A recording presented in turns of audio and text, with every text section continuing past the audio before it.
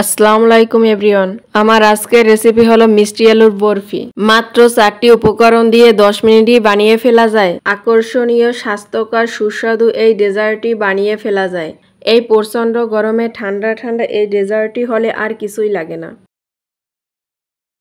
মিষ্টি আলুর বরফি বানানোর জন্য প্রথমে হাফ কেজি মিষ্টি আলু সেদ্ধ করে একটা গ্রেটারের সাহায্যে গ্রেট করে নিয়েছি। এবার দিয়ে দিচ্ছি 4টি ডিম। মিষ্টি আলুর এই ডেজার্টটি খেতে কত বেশি মজাদার সেটা আমি আপনাদের বলে বোঝাতে পারবো না। এত নরম আর তুলতুলে, মুখে দিতেই একদম মিলিয়ে যাবে। খেয়ে কেউ বুঝতেই পারবে না এটা মিষ্টি আলু দিয়ে তৈরি। এবার দিয়ে দিচ্ছি 2 কাপ লিকুইড দুধ। দুধটা আমি আগে থেকে জাল করে ঘন করে নিয়েছি। এবার সব কিছু একসাথে ব্লেন্ডারে ব্লেন্ড করে নেব।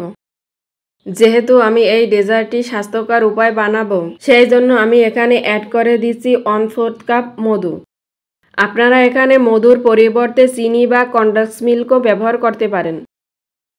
এবার একটা হ্যান্ড উইক্স দিয়ে বেটারের সাথে ভালোভাবে মধুটাকে মিশিয়ে নেব।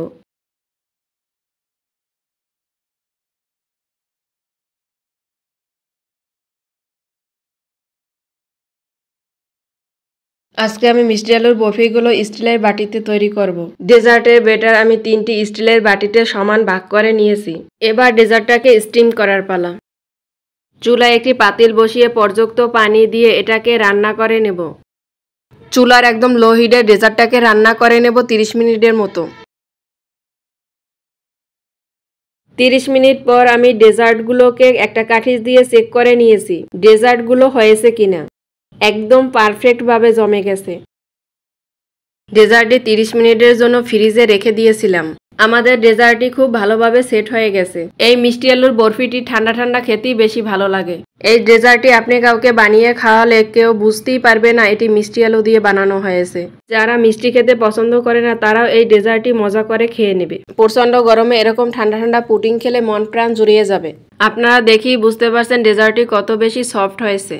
এই ডেজার্টটি দেখতে যতটা আকর্ষণীয় আর লোভনীয়, খেতে তার থেকেও বেশি মজাদার, আর সেই সাথে খুব বেশি স্বাস্থ্যকর। কারণ এই ডেজার্টটি বানাতে কোনো রকম চিনি ব্যবহার করা হয়নি।